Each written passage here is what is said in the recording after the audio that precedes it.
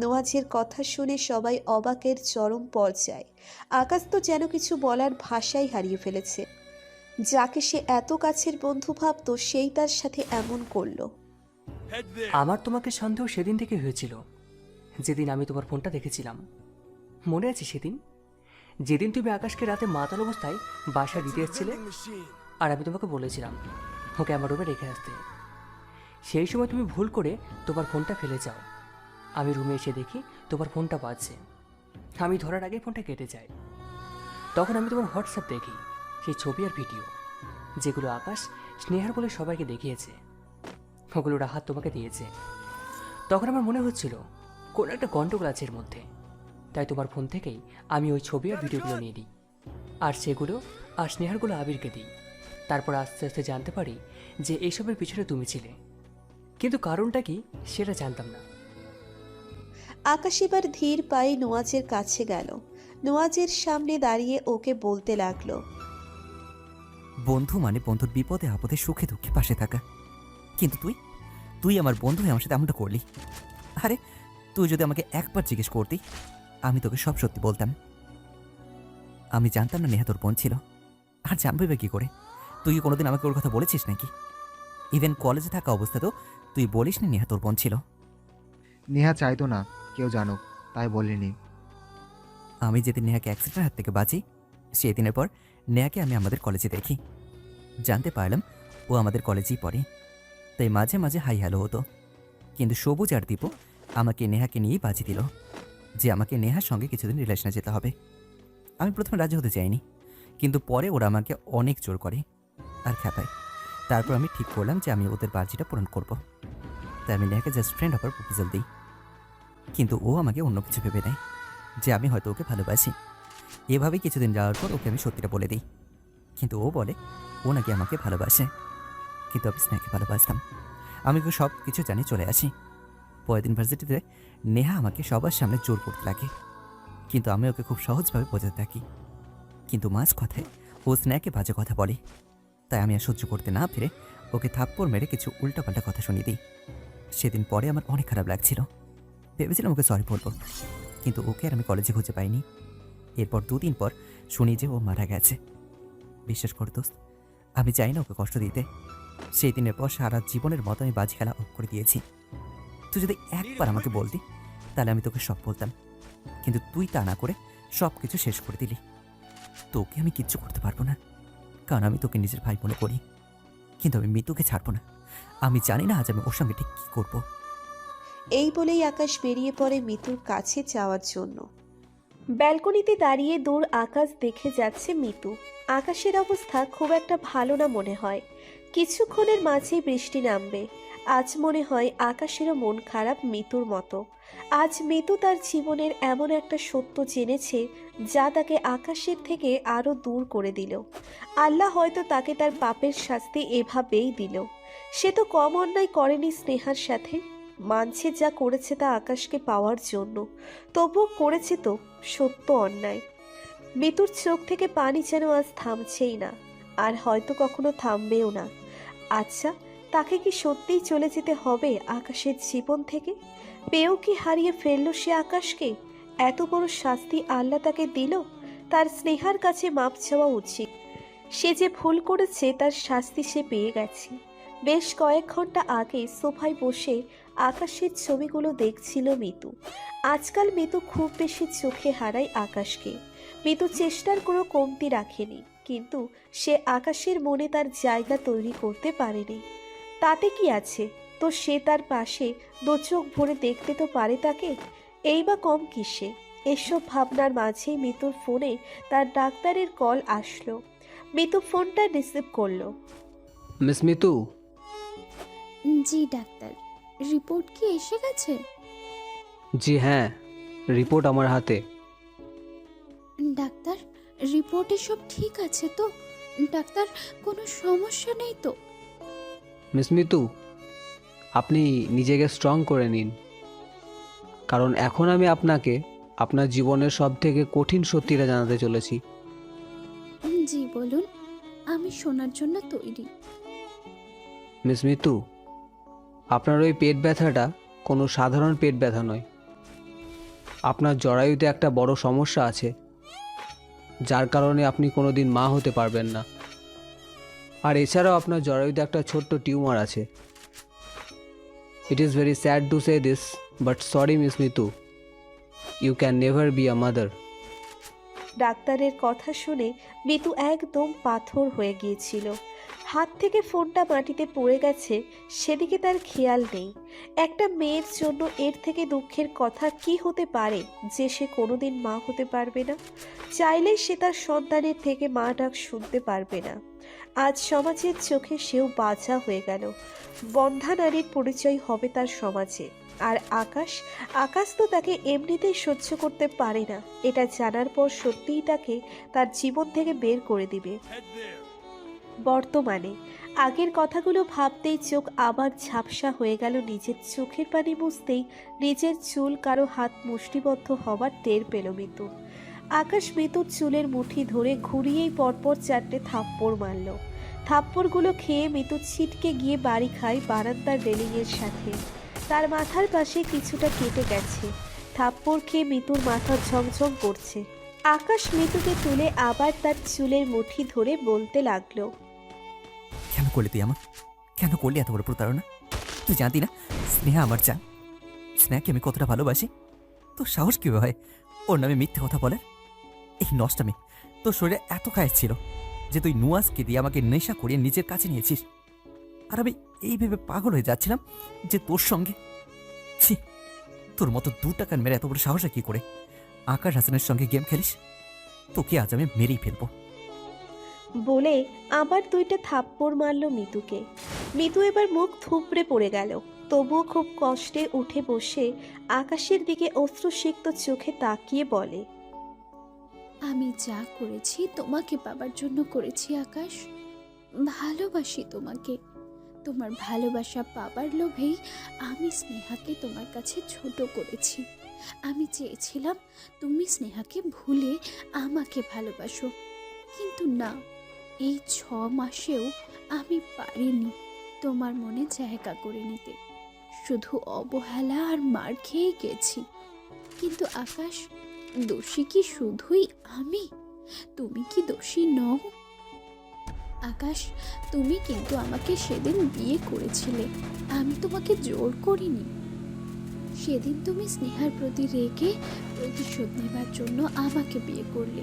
তুমি তো পারতে সেদিন আমাকে বিয়ে না করে স্নেহার কাছে এসে সত্য জানতে, কিন্তু না, তুমি তা করোনি। কেমন ভালোবাসা তোমার স্নেহার প্রতি, যেখানে স্নেহার প্রতি বিশ্বাসটাই নেই।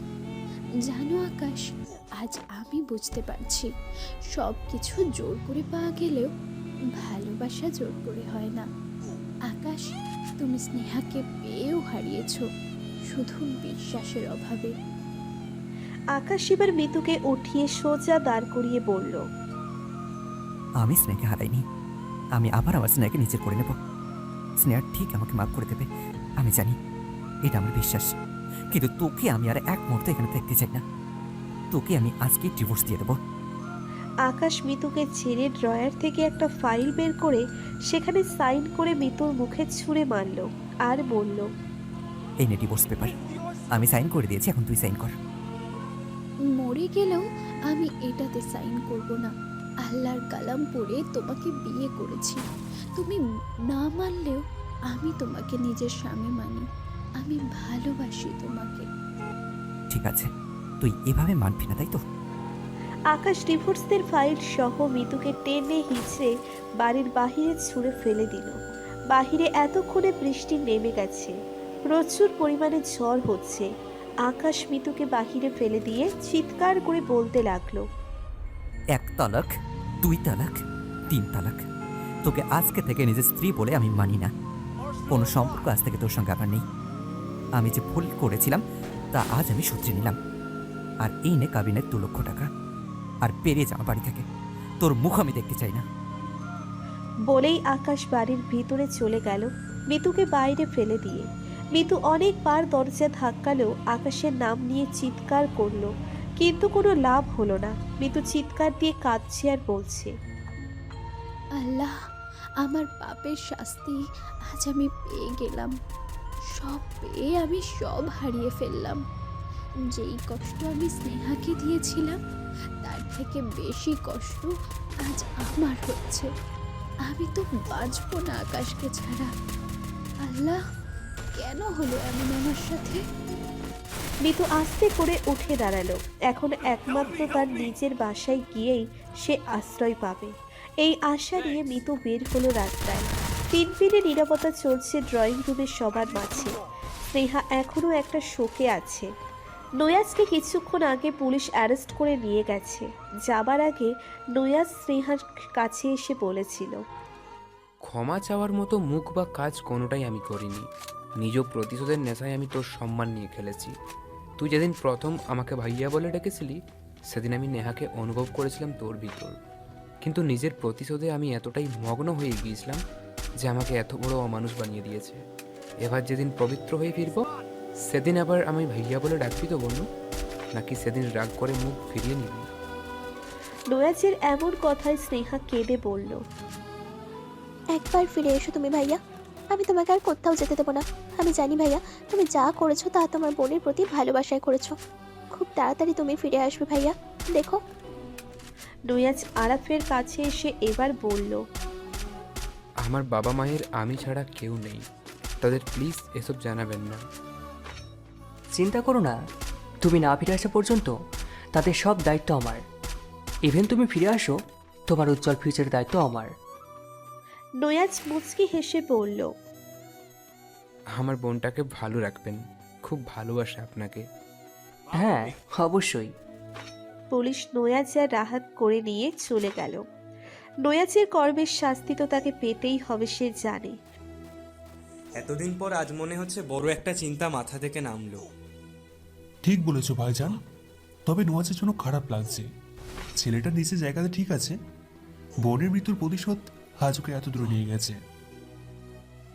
হ্যাঁ তা ঠিক, তবে আমার মনে হয় এবার নুয়াক ভালো হয়ে ফিরবে। আমি ওর চোখে অনুশোচনা দেখেছি। তাই যেন হয়। এবার চলো বাড়ি ফিরে মিতুকেও তো একটু দেখা দরকার, তাই না? আকাশ তখন দেখলাম রেগে বেরিয়েছে, অতিরিক্ত কোনো কিছু করে না ফেলে আবার। হ্যাঁ চলো। আকাশ নিচে ডুবে বসে ড্রিঙ্ক করে যাচ্ছে। সে জীবনের সব থেকে বড় ভুলটা করে ফেলেছে।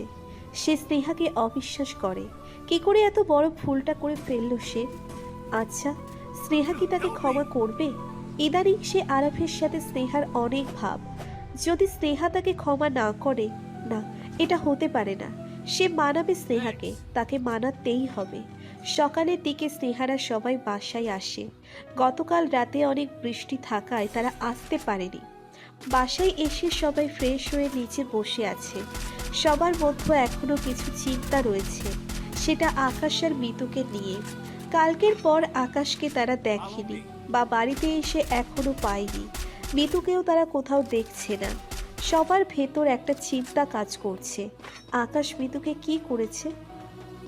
আরাফ গিয়ে দেখো তো আকাশ কি ওর রুমে নাকি, আর মিতুও রুমে আছে নাকি, একটু দেখে নাও। আচ্ছা বড় কাকা, আমি দেখছি। আরাফ আকাশের রুমে এসে দেখে দরজা হালকা দেওয়া। আকাশ দরজা ঠেলে ভেতরে এসে দেখে আকাশ নিচে শুয়ে আছে, পাশেই দুইটা মদের বোতল রাখা। আরাফ বুঝতে পারে আকাশ কাল সারা রাত ড্রিঙ্ক করেছে। কিন্তু মিতু, মিতু কোথায়? আরাফ এবার আকাশকে জাগানোর চেষ্টা করতে থাকে। কয়েকবার ধাক্কা দেওয়ার পর আকাশ হুঁশে আসে। আরাফ আকাশকে ধাক্কা দিয়ে বলতে লাগে, আকাশ ওঠ, সকাল হয়ে গেছে। তুই কালকে সারা রাত মদ খেয়েছিস। আর মিতু কই? মিতুকে কি করেছিস তুই? আকাশ মাতাল গলায় বলে, কিছু করিনি তো, জাস্ট আমি আমার জীবন থেকে ওকে বের করে দিয়েছি। শালি একটা বেঈমান ধোকাবাজ, ও শাস্তি আমি ওকে দিয়েছি। আরাফ ভালোই বুঝতে পেরেছে আকাশ মিতুকে বের করে দিয়েছে হয়তো। আরাফ এবার এক বালতি পানি এনে আকাশের গায়ে ঢেলে দেয়। আকাশ ধরপড়িয়ে ওঠে। 15 মিনিটের মধ্যে তোকে নিচে দেখতে চাই। কথাটা বলেই আরাফ নিচে চলে আসলো। আকাশ কই? ঘরে আছে, মাতাল হয়ে আছে। নেশা করেছে? হ্যাঁ। মিতু সে কোথায়? ওকে আকাশ বাড়ি থেকে বের করে দিয়েছে। এখন হয়তো ওর বাপের বাড়িতে গেছে। একটা খোঁজ নেওয়া উচিত না আমাদের? একটা মেয়ে মানুষ একা রাতে এভাবে খোঁজ নেওয়া দরকার, হাজার হলেও সে এই বাড়ির বউ। ইমরান ঠিক বলেছে। আরাফ, তুই একটা বরং খবর নে। আব্বু, কাকাই, আমি খবর নেওয়ার জন্য আমার এক লোককে খবর দিয়েছি। সে একটু পরে জানাবে মিতু কোথায় আছে। বেশ কিছুক্ষণ পর আকাশ নিচে আসলো। আকাশকে দেখে ইমরান বললেন, আর কত অধঃপতন হবে তোমার? তুমি কাল রাতে একটা মেয়েকে এভাবে ঝড় বৃষ্টির মধ্যে বাড়ি থেকে বের করে দিয়েছো। মেয়েটা যদি কোনো ক্ষতি হয় তখন কি হবে? আকাশ ভাবলে শির হয়ে বলল, আমার যায় আসে না ওর কি হলো আর কি না হলো। আমি ওকে নিজের স্ত্রী বলে কোনো দিন মানিনি, আর এসব জানার পর তো প্রশ্নই আসে না। তাই ওর কি হলো আর কি না হলো তা নিয়ে আমার কিচ্ছু যায় আসে না। অধঃপতনের চরম সীমায় চলে গেছে তোর ছেলে মোতালেব। আকাশ কিছু না বলে বাড়ি থেকে বেরিয়ে যায়। কিছুক্ষণ পর আরাফের সেই লোক খোঁজ নিয়ে জানায় মিতু তার বাড়িতেই আছে। সবাই ঠিক করেছে কিছুদিন যাক, তারপর মিতুকে নিয়ে আসবে। ততদিন বাবার বাড়িতেই থাক। কিছুদিন গেলে মিতুর প্রতি সবার রাগ একটু হলেও কমতে পারে। এই রাতে আরাফের আজকের হাসপাতালে যেতে হয়েছে, একটা এমার্জেন্সি রোগী আছে তাই। স্নেহা রাতে তারা ভরা আকাশ দেখছে, খুব শান্তি লাগছে তার। অবশেষে সে নিজেকে নির্দোষ প্রমাণ করতে পেরেছে। তার গায়ে যে অন্যায়ের দাগ লেগেছিল তা দূর করতে পেরেছে। আর এইসব হয়েছে আরাফের জন্য। সে না থাকলে কোনো দিন হতো না। আরাফের প্রতি স্নেহার ভালোবাসাটা আরও গভীর হয়ে গেল। এসব ভাবছিল, ঠিক তখন পেছন থেকে একটা ডাক শুনে থমকে যায় স্নেহা। বাবুই। খুব পরিচিত ডাক স্নেহার কাছে এটা। তার এক সময়ের কাছের মানুষ তাকে এই নামটাই ডাকতো, যাকে স্নেহা মন প্রাণ দিয়ে ভালোবাসতো। কিন্তু সময়ের স্রোতে আজ সেই মানুষটাই স্নেহার নয়। স্নেহা পিছনে ফিরে দেখে আকাশ দাঁড়িয়ে আছে, চোখ মুখ তার মলিন হয়ে আছে। হয়তো অপরাধ বোধ করে করে খাচ্ছে তাকে। আকাশের চোখে স্নেহা আজ আবার তার প্রতি সেই ভালোবাসাটা দেখতে পাচ্ছে, যা সে গত 4 বছর দেখে এসেছে। আকাশ স্নেহার কাছে এসে আবার বলল, বাবুই কেমন আছো? স্নেহা কিছুটা আনইজি লাগছে এভাবে আকাশকে দেখে, তাও নিজেকে সামলে নিয়ে বলল, এই তো আলহামদুলিল্লাহ। তুমি কেমন আছো? ভালো নেই আমি। মিতুকে কেন বের করে দিলে? যাও, ফিরিয়ে আনো। তুমি কি বলো স্নেহা? যেই মেয়েটা তোমাকে সবার সামনে এত খারাপ বানানো, যে তোমার চরিত্র নিয়ে এত বাজে কথা বললো, তাও তুমি ওকে বলছো ফিরিয়ে আনতে। আর তাছাড়া আমার মন নেই ওই মেয়েটার জন্য যে তোমার খারাপ করেছে। স্নেহা এবার হালকা হেসে বলল,